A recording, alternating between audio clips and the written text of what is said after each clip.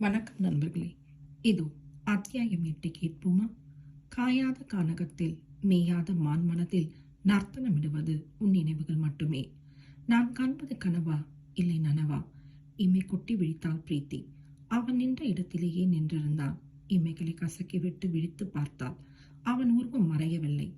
ஆரண்யத்தில் அவளை அதட்டியவன் அந்த அரண்மனையின் சொந்தக்காரனைப் போல வெகு சுவாதீனமாக தொண்டைமானுடன் பேசிக் கொண்டிருந்ததில் இவள் திகைத்து போனாள். இவன் எப்படி இங்கே? அவளுக்கு புரியவில்லை. அடிமேல் அடியெடுத்து வைத்து நடந்தாலும் அவள் அவர்களை நெருங்கிவிட்டாள். பேசியபடியே அவன் அவளை திரும்பி பார்த்துவிட இவளுக்கு திக்கென்று ஆகிவிட்டது. அவனை மறுபடி பார்ப்போமா என்று நினைத்தவள்தான் இப்படி ஒரு அரண்மனையில் சந்திப்பாள் என்று நினைக்கவில்லையே. அவளை கண்டதும் அவனது பார்வையில் வந்து போனது என்ன? மின்னலா? எங்கே? அவன் தான் நொடி பொழுதிற்கு மேல் உணர்ச்சிகளை முகத்தில் தக்க வைத்துக் கொள்ள மாட்டானே. அவன் திரும்பி பார்த்ததில் தொண்டைமானும் திரும்பி பார்த்துவிட்டு, இந்த பெண் நம்ம அரண்மனைக்கு விருந்தாளியாக வந்திருக்கிறாள் சித்தார்த். விசாகாவின் அண்ணன் மகளாம், ஊர் பூனாவாம் என்று அவனிடம் சொன்னார். இவன் பெயர் சித்தார்த்தா? ஆளை போலவே பெயரும் நல்லா இருக்கு, அவன் மனம் சொல்லியது. ஓ, அப்போது தான் அவளை பார்ப்பதைப் போல அவன் பதாதி கேசம் முதல் பார்வையிட ஆரம்பிச்சிட்டான் என்று அவளது மனம் குதூகுலம் அடைந்தது. ஏதுடா சாக்குன்னு இருப்பான் போல, சைக்கிள் கேப்ல பிளேனையே ஓட்டிடுறான். அவள் அவனை குறும்பாக பார்த்த பார்வை உன்னை நான் அறிவேன் என்றது. ஆரண்யத்தில் அவளை அறிந்திருந்தவனோ அவளை முன்பின் பார்த்திராதவன் போல, ஆர்த்தியின் மாமன் மகளா என்றான். பிரீத்திக்கு அவனை வம்பெடுக்க வேண்டும் போல இருந்ததில், ஆதவனுக்கும் மாமன் மகள் என்றாள். சட்டென திரும்பி பார்த்தவனின் கண்கள் தீக்கங்குகள் போல சுழித்ததில் அவளது முதுகு தண்டு சில்லிட்டது. சீற்றத்துடன் அவன் முறைத்த முறைப்பில் பூனாவுக்கு ஓடி போய் விடலாம் போல நடுங்கிவிட்டாள். ஆர்த்தியை மட்டும் கேஷுவலா பேசுறான், ஆதவனை சொன்னா மட்டும் துப்பாக்கியை தூக்குறான். ஆடு பகை குட்டி உறவுன்னு தானே பாட்டி பழமொழி சொல்லுவாங்க. இவன் என்னடான்னா ஆட்டுக்குட்டிகளிலேயே ஆண்குட்டி பகை பெண்குட்டி உறவுங்கிறத போல பிஹேவ் பண்றானே. கேட்டேனா என்று உருமினான். என்ன கேட்கிறான் என்று அவள் திருத்தாள். ஆதவன் உனக்கு மாமனா மச்சானான்னு நான் கேட்டேன்னா? அவன் அதை விட்டு நகரவே மாட்டான் போல. பிரீத்தி அழமாட்டான குறையாக தொண்டைமானை பார்த்தாள். அவரும் இவளைத்தான் பார்த்து கொண்டிருந்தார். சித்தார்த்தனை போலவே உணர்ச்சிகள் துடைத்த முகம். ஒரு வித்தியாசம் என்னவென்றால், அவ்வப்போது அவன் கண்களில் மின்னல் வந்து போகும். இவரோ ஒட்டும் இல்லாமல் உறவும் இல்லாமல் கண்டிப்பாக பார்த்து வைத்தார். தொண்டைமானை பார்ப்பதற்கு சித்தார்த்தனை பார்ப்பது சாலச் சிறந்தது என்று அவன் பக்கமாக திரும்பிக் கொண்டாள் பிரீத்தி. அவனது முறைப்பதில் சிறிதளவு சொந்தத்தை காண்பிக்கிறான். இந்த மனிதர் யார் நீ என்று தள்ளி நிறுத்துகிறாரே. ஆர்த்தி இவங்களிடம் என்னை மாட்டி விட்டுவிட்டு எங்கிடி போய் தொலைஞ்ச? சாப்பிட கூப்பிட அந்த லேடி மதன்பா வனிதாமணியை தான் அனுப்பி தொலைக்கணுமா? நீ வந்து தொலைந்திருக்க கூடாதா? என்ன பதிலை காணோம்? தெரியல சார், நானும் தேடிக்கிட்டு தான் இருக்கேன். இது மலை பிரதேசம் பாருங்க, ஏதாச்சும் பறவை வந்து என் பதிலை தூக்கிக்கிட்டு போயிருச்சோ என்னவோ. கையை விரித்து அவள் பதில் சொன்ன பாணியில் அவளது உக்கிரம் குறைந்ததைப் போல இருந்தது. தொண்டைமானை பற்றி அவள் கவலை கொள்ளவில்லை. அவர் கண்களை விரித்தால் அவளுக்கென்ன, கண்களை இடுக்கினாள் அவளுக்கென்ன? அப்ப பதில் சொல்ல மாட்ட? என்னத்து பதில் சொல்றது? ஆதவன் எனக்கு அத்தான், நீங்க என்னடான்னா மாமனா மச்சானான்னு கேட்குறீங்க. வேண்டும் என்றே சொன்னாள். ஆதவனை அவள் அத்தான் என்று சொன்னால் அவனுக்கு மிளகாயை கடித்ததை போல இருக்கும் என்று தெரிந்து கொண்டே தான் சொன்னாள். அவள் எதிர்பார்த்ததைப் போலவே அவன் உக்கிரமூர்த்தியாக இவள் சிட்டாக பறந்த படிகளில் இறங்க ஆரம்பித்தாள். இந்த பெண்ணை உனக்கு தெரிந்திருக்கிறது போல தொண்டைமான் சித்தார்த்தனிடம் கேட்டுக்கொண்டிருந்தது இவள் காதில் விழுந்தது. அவன் என்ன பதிலை சொல்கிறான் என்று கேட்க வேண்டும் என்றால் நிற்க வேண்டும். அப்போதைக்கு அது முடியாது.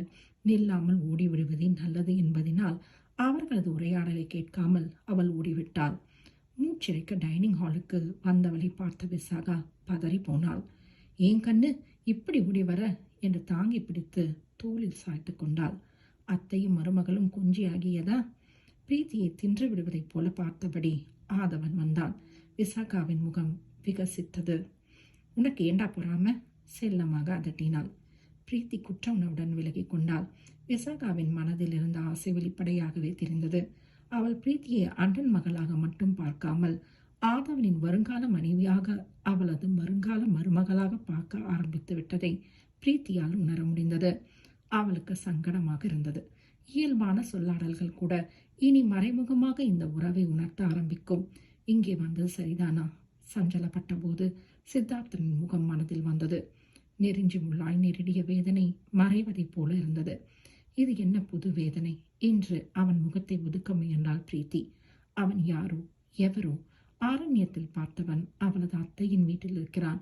அறியாத ஒருவனை பற்றிய நினைவுகள் அவளது மனவேதனைக்கு மருந்தாகி விடுமா? உட்டுறவில்லாதவனின் நினைவு அவளது மனவலிக்கு ஒத்தடம் கொடுத்திட முடியுமா? உட்காருமா. மாறனின் குரலில் உடல் தூக்கி போட்டது. அவர் டைனிங் டேபிளின் முன் இருந்த நாற்காலிகளில் ஒன்றில் அமர்ந்திருந்தார். இவர் எப்போது வந்தார் என்று திகைப்பாக இருந்தது. அந்த அளவிற்கா அவள் சிந்தனையில் இருந்தால்?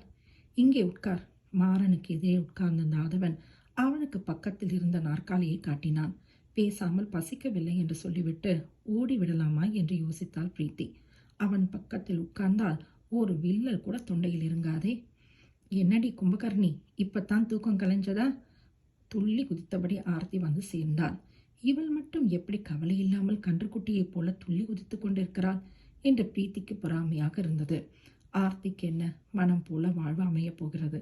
பிரீத்தியின் அண்ணனான பிரசாத்திற்கும் ஆர்த்தியை பிடிக்கும். அதைவிட ஆர்த்திக்கு பிரசாத்தை ரொம்பவும் பிடிக்கும். எனக்கு மட்டும் ஏன் ஆதவன் அத்தானை பிடிக்கல? பிரீத்தி ஆதவனை பார்த்தாள். அவன் அவளையே பார்த்து கொண்டிருந்ததில் அரண்டு போனாள். எதேர்ச்சியாக பார்வையை திரும்பியவளுக்கு தூக்கி வாரி போட்டது. டைனிங் ஹாலுக்கு அடுத்து இருந்த அறையில் சித்தார்த்தன் நின்றிருந்தான். நின்றிருந்தவன் இவர்களின் பார்வையை பரிமாற்றத்தை கவனித்து விட்டானோ என்னவோ ஊரென்று அவளை உறுத்து பார்த்தான். போங்கடா டே. பிரீத்திக்கு வாழ்க்கையை வெறுத்து விட்டது. மேற்கு தொடர்ச்சி மலைகளில் அருவி கொட்டும் அழகான வனப்பகுதியில் குடில் போட்டு தவம் செய்ய போய்விட வேண்டும் என்று உத்தேசித்தாள். ஆண் வாடையே அங்கிருக்கக்கூடாது.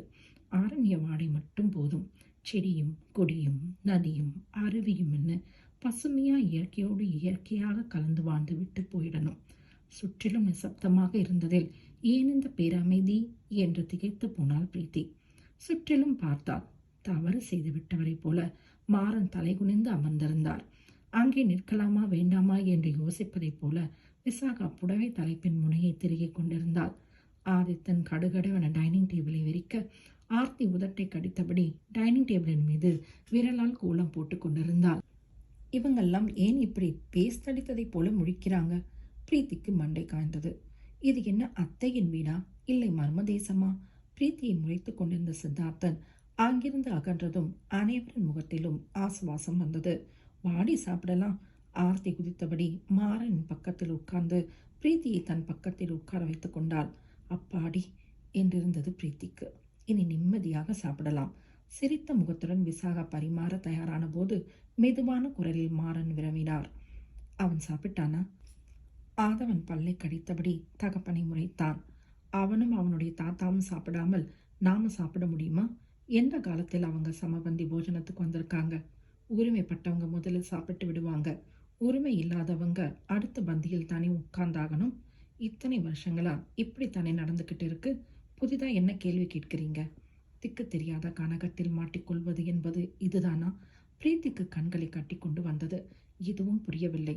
எதுவும் இயல்பாகவும் இல்லை. அனைத்தும் விந்தையாகவும் விசித்திரமாகவும் இருக்கிறதே. பிரீத்தி இருக்கிறாள். விசாக மகனை அடைக்க முயன்றாள். இருக்கட்டுமே, அவளும் தெரிஞ்சுக்கட்டுமே. எத்தனை நாளைக்குத்தான் அவளிடம் மறைப்பீங்க? பூனாவில் அவள் இருந்தவரை இது ரகசியம். இப்போது நாம் வாழும் வாழ்வின் லட்சணத்தை பார்க்க நேரில் வந்திருக்கிறாள். இன்றைக்கு உங்க அண்ணன் மகள், எனக்கு மாமன் மகள், நாளைக்கு எனக்கு மனைவி, உங்களுக்கு மருமகள். எத்தனை நாளைக்குத்தான் அவளிடமிருந்து உண்மையை மறைப்பீங்க? சொல்லுகிற நேரம் வந்தாச்சு. சொல்லித்தானே ஆகணும். பிரீத்திக்கு ஆதவன் பேசியது கொஞ்சம் கூட பிடிக்கவில்லை. அந்த மாளிகையில் என்னத்தான் நடந்து கொண்டிருக்கிறது என்று அறிய அவளுக்கும் ஆவலாகத்தான் இருந்தது. அதிலும் சித்தார்த்தனை ஏன் ஆதவன் வில்லனை போல சித்தரிக்கிறான் என்று தெரிந்து கொள்ள மிகவும் விரும்பினாள். அதற்காக ஆதவனின் வருங்கால மனைவி என்ற அடையாளத்தை ஏற்றுக்கொள்ள வேண்டுமானால் அந்த விவரங்கள் அவளுக்கு தெரியவே வேண்டாம். நேரம் வரும்போது அதை பார்த்துக்கலாம் தான். எதையும் தெரிஞ்சுக்கணும்னு எனக்கு இன்ட்ரெஸ்ட் இல்லை. பசி வயிற்று கில்லுது. டைனிங் டேபிள் வேற வெரைட்டிஸ் நிறைய இருக்கா. என் இன்ட்ரெஸ்ட் எல்லாம் இது மேலே தான் இருக்குது. பிரீத்தி தன் முன் இருந்த பிளேட்டில் தாளம் போட இவ இருக்காளே என்று சிரித்தாள் ஆர்த்தி. விசாகாவும் சிரித்து விட்டாள். மாறன் மெலிதான புன்னகையுடன் மைத்துனன் மகளை பார்க்க பிரீத்தி வெளியாக சிரித்து வைத்தாள். கலகலப்பாக அவர்கள் சாப்பிட ஆரம்பிக்க ஆதவன் மட்டும் கடுகளவன இருந்தான். அவனது முகம் இருண்டிருந்தது. பிரீத்தியின் மறைமுகமான விலகலை அவன் மனம் புரிந்து கொண்டிருந்தது. எந்த சூழலிலும் அவள் அவனை வருங்கால கனவை என்று குறிப்பிடவே இல்லை. விசாகாவை அத்தை என்று அழைத்தால் மாமியார் என்று ஒப்புக்கொள்ளவில்லை. அவள் மீது அவனுக்கு ஈர்ப்பு இருக்கிறது. அவன் மீது அவளுக்கு பாசம் மட்டும் தானே இருக்கிறது. ஈர்ப்பு ஏன் வரவில்லை? அவனுக்கு என்ன குறை? இதை அடுத்த அத்தியாயத்தில் கேட்போம் நண்பர்களே. நன்றி நண்பர்களே.